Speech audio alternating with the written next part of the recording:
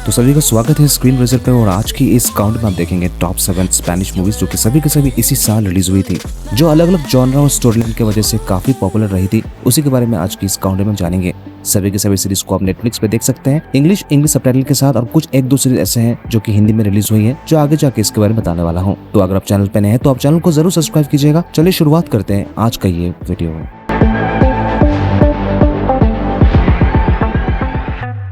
एक Mexican Hollywood actress जिसका नाम है लाना, जो कि क्राइम सीरीज की वजह से काफी फेमस होती है और इसी के साथ एक बड़ी हस्ती भी होती है। लेकिन लाना की प्रॉब्लम ये होती है कि उसे फैंस बिल्कुल पसंद नहीं होता है। उसका मानना ये होता है कि फैंस उसके बस टाइम वेस्ट करते हैं, इसके अलावा कुछ नहीं। लेकिन इसके बाद भी वो फैंस को ऑटोग्राफ वगैरह देती है, फोटोशूट करवाती है। लेकिन एक इवेंट के दौरान बिना जाने एक फैन जो कि पीछे से उसे ग्रीटिंग्स करने के लिए आ रहा होता है, उसे झापड़ मार देती है, जिसके बाद वो माफी मांगती है। लेकिन तब तक बहुत देर हो चुकी थी। ये पूरा इवेंट कैप्चर हो चुका होता है और सोशल मीडिया में वायरल हो चुका होता है, जहाँ जनता का ये कहना होता है कि लाना को हॉलीवुड से बैन करने के लिए। जिसके बाद लाना को अपने सीरीज से निकाल दिया गया था। जिसके बाद वो टेंशन में आ चुकी होती है उसका करियर कहाँ जाएगा। फिर वो डिसाइड करती है कि वापस मैक्सिको जाएगी और वहाँ पे अपना करियर फिर से स्टार्ट करेगी, जहाँ उसे एक जबड़ा फैन मिल जाता है जिसका नाम है पॉली, जो ये वादा करती है कि उसके फैन बेस को यहाँ वो बढ़ाएगी और फिर अलग अलग अपॉर्चुनिटीज का किस तरह से उसे फायदा दिलाकर लाना के फेम को वापस लाती है, जो कि इस पूरे मूवी में दिखाया गया है। ये मूवी है द बिगेस्ट फैन, जिसकी ड्यूरेशन है 1 घंटा 35 मिनट के आसपास। सिर्फ और सिर्फ इंग्लिश और इंग्लिश सबटाइटल के साथ ही देख सकते हैं।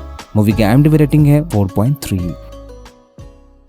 एक स्पेनिश एक्शन थ्रिलर मूवी जहां कहानी फोकस किया जाता है मिकेला के बारे में, जो कि अपने पुलिस से रिटायरमेंट लेकर वो अपने घर वापस आ रहा होता है अपने शहर। और तभी स्नो स्टॉर्म शुरू हो जाता है, जो कि काफी खतरनाक तूफान होता है। और इस वजह से बहुत सारे ऐसे गाड़ी कतार में खड़े थे और सभी लोग यहीं फंस चुके थे। लेकिन यहाँ पे कुछ ऐसे लुटेरे होते हैं जो कि एक पैसों से भरी हुई एक ट्रक को फॉलो कर रहा होता है और यहाँ पे उस गाड़ी को लूटने की वो लोग साजिश करते हैं, जहाँ पे बहुत सारे लोगों को वो किडनैप भी कर लेते हैं। जब मिकेला को पता चलता है इसके बारे में, तो अपनी यूनिट के साथ लोगों को बचाने के लिए और लुटेरे को पकड़ने के लिए पूरे आसपास वो घेर लेते हैं। क्या सच में लुटेरे को पकड़ पाते हैं? और इसी के साथ ही क्या उनके साथ ट्विस्ट हो जाता है, जो कि इस पूरी मूवी के अंदर आप देख सकते हैं।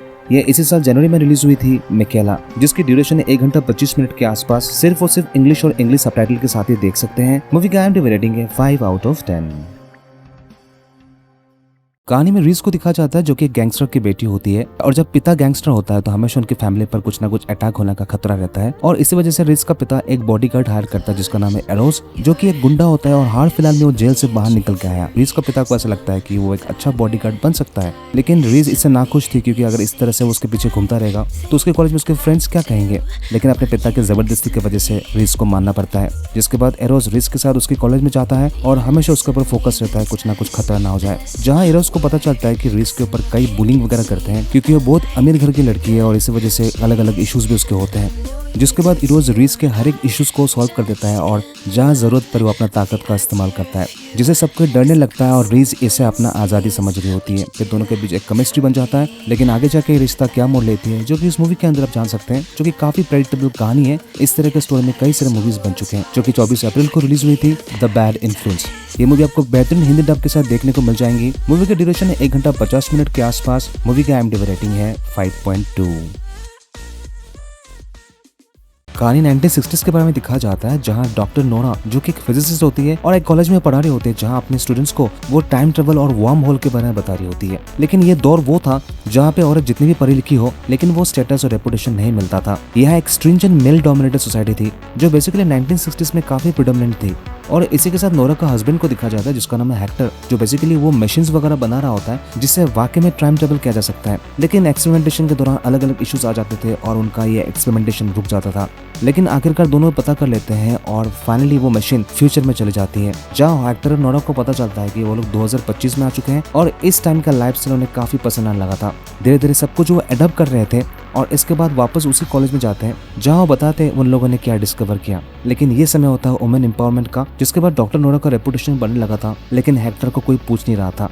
जिसके बाद धीरे धीरे हेक्टर और नोरा के बीच प्रॉब्लम्स शुरू हो चुके होते हैं और बीच में मैं आ जाता है किसने इस मशीन को बनाया। जिसके बाद हेक्टर कुछ ऐसे डिसीजन लेते हैं जो कि नोरा को दुख पहुंचता है। लेकिन नोरा इस अपॉर्चुनिटी को बिल्कुल भी हाथ से नहीं जाने देना चाहती थी। क्या सब कुछ होता है उनकी जिंदगी में, जान सकते हैं इस मूवी के अंदर, जो कि एक साइंस फिक्शन रोमांस मूवी है, जो कि 25 मई को रिलीज हुई थी, आवर टाइम्स। मूवी की ड्यूरेशन 1 घंटा 30 मिनट के आसपास है। सिर्फ और सिर्फ इंग्लिश और इंग्लिश सबटाइटल के साथ ही देख सकते हैं। मूवी का IMDb रेटिंग है 5.3। गालो को दिखाया जाता है, जो कि 50 साल का एक टीवी प्रोड्यूसर होता है और काफी अमीर होता है, जो कि 6 महीने पहले अपनी पत्नी से डिवोर्स ले लिया था। उनका एक बेटा भी होता है जिसका नाम है बेनितो। लेकिन एक दिन अचानक गालो की एक्स वाइफ एलिसिया फोन करके कहती है उसे बेटर जॉब के लिए दूसरे शहर जाना होगा और इसके लिए कुछ दिन अपने बेटे के साथ बिताने के लिए, जिसके लिए गालो हाँ कर देता है और इसके बाद अपने बेटे के साथ कुछ दिन बिता रहा होता है। लेकिन अचानक एक न्यूज आती है और ये पता चलता है कि एलिसिया का एक्सीडेंट हो चुका है और उसकी मौत हो चुकी थी, जिससे गालो काफी दुखी था और अब बेनितो का सारा रिस्पॉन्सिबिलिटी उसके ऊपर आ जाता और हमेशा इस रिस्पॉन्सिबिलिटी से वो दूर भागते हुए आ रहा था। जिसके बाद अपने और अपने बेटे का डीएनए टेस्ट कराता और पता चलता है कि वो उसका पिता है ही नहीं। अब यहाँ पे आता है एक ट्विस्ट जहाँ वो बेनितो को बता देता है कि वो उसका पिता नहीं है। जिसके बाद बेनितो से उसकी माँ का एक फोन मिलता है और उसमें बहुत सारे कॉन्टेक्ट्स हैं, जहाँ गालो डिसाइड करता है कि वो बेनितो के साथ सभी लोगों से मिलेंगे जिसके साथ एलिसिया का कॉन्टेक्ट था। क्या मिस्ट्री होता है और बेनितो का असली बाप कौन होता है, जो कि अलग अलग चैलेंजेस का उन्हें सामना करना पड़ता है, जो कि ओवरऑल ये मूवी एक फील गुड एक्सपीरियंस देती है। इसी साल 9 अप्रैल को मूवी रिलीज हुई थी द डैड्स क्वेस्ट, जिसकी ड्यूरेशन है 1 घंटा 40 मिनट के आसपास। सिर्फ और सिर्फ इंग्लिश में देख सकते हैं। मूवी का IMDb रेटिंग है 5.5। स्पेन के एक सच्ची घटना पर आधारित जो कि 2017 में रियल घटना हुई थी, उसी से इंस्पायर होकर इस मूवी को बनाई गई है, जहां ये प्लॉट फोकस किया जाता है आर्थुरो के ऊपर, जिसका बॉडी मिलता है अपने अपार्टमेंट के पार्किंग एरिया में। और जब यहाँ पे इन्वेस्टिगेशन टीम पहुंचती है, जिसका लीड इन्वेस्टिगेटर होती है एवा, जहाँ वो अपने टीम के साथ ये सब कुछ इन्वेस्टिगेट कर रही होती है, तभी आर्थुरो का पत्नी सामने आता है जो काफी दुखी थी। लेकिन धीरे धीरे इवा और उसकी टीम अलग अलग ऐसे एंगल को चेक कर रही होती है और इसके बाद सारा शक जाता है आर्थुरो की पत्नी माहे, जो बेसिकली एक नर्स तो होती है, लेकिन खाली समय में अपने पति को धोखा देकर वो अलग अलग मर्दों के साथ मजे मस्ती करती थी, जहाँ उसे एक लड़का पसंद आ चुका होता है और उसी के साथ वो आगे की जिंदगी बिताने वाली थी। जब आर्थुरो को इसके बारे में पता चलता है तो वो अपने बीवी को अपने घर से निकाल देता है और इसका काफी गहरा असर होता है माहे के ऊपर, जहाँ वो डिसाइड करती है कि अपने पति को निपटाने के लिए वो कुछ भी करेगी।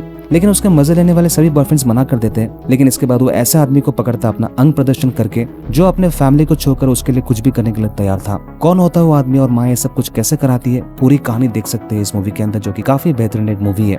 आप चाहे तो इसका एक्सप्लेनेशन भी देख सकते हैं, जो कि ऑलरेडी इसी चैनल में मैंने अपलोड करके रखा है, या फिर आप चाहे तो आप डायरेक्ट नेटफ्लिक्स में भी देख सकते हैं। 30 मई को मूवी रिलीज हुई थी द विडोज गेम। मूवी की ड्यूरेशन है 2 घंटे 20 मिनट के आसपास। बेहतरीन हिंदी डब के साथ अवेलेबल है। मूवी की IMDb रेटिंग है 6.2। कहानी लेके जाती है 1980s के क्यूबा में, जहाँ 2 भाई को दिखा जाता है, पाको और गुस्तावो। पाको बड़ा भाई होता है और उसका सपना होता है कि फ्यूचर में एक रॉक बैंड स्टार्ट करेगा। फिलहाल उसके पास घर भी नहीं होता है और दिन कैसे गुजरेगा वो भी नहीं पता होता है, लेकिन उसने बड़ा सपना देख कर रखा था।